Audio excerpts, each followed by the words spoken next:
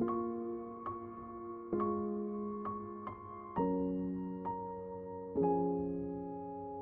દુનિયામાં પ્રભુ ઈસુનો સ્વીકાર કરવાને કારણે હંમેશા દ્વેષનો ભોગ બન્યા છીએ. અને આ વાત અત્યારની નથી, પણ પહેલાંના દરેક પૈગંબરોને, જેમાં સંત જોનને છોડીને આ પૈગંબરો સતામણીનો ભોગ બન્યા હતા.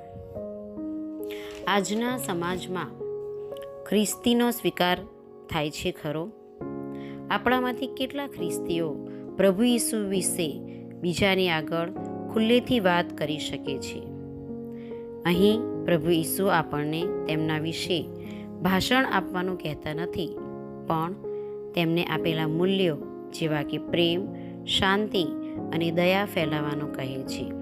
અને આ મૂલ્યો આપણે આપણા વર્તનથી જ ફેલાવી શકીએ છીએ. શું આ પડકાર ઝીલવા માટે આપણે તૈયાર છીએ? સંત લુકના શુભ સંદેશમાંથી પાઠ. ઈસુએ શિષ્યોને કહ્યું, લોકો તમને પકડશે, સતાવશે, સભાગૃહોને હવાલે કરશે અને કેદમાં પૂરશે. મારા નામને કારણે તમને રાજાઓ અને સુબાઓની આગળ ઘસડી જવામાં આવશે. એ તમારા માટે મારા વિશેની શ્રદ્ધા વ્યક્ત કરવાની તક હશે.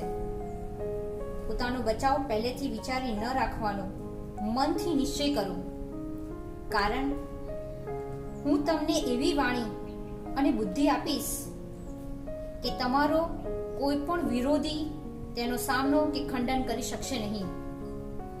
તમારા મા બાપ અને ભાઈઓ અને સગાઓ સુદ્ધા તમને છેક દેશે. તમારામાંના કેટલાયનો વધ કરવામાં આવશે અને મારા નામને કારણે સૌ કોઈ તમારી દ્વેષ કરશે. પણ તમારા માથાનો એક વાળો વાંકો નહીં થાય. મક્કમ રહેશો તો સાચું જીવન પામશો.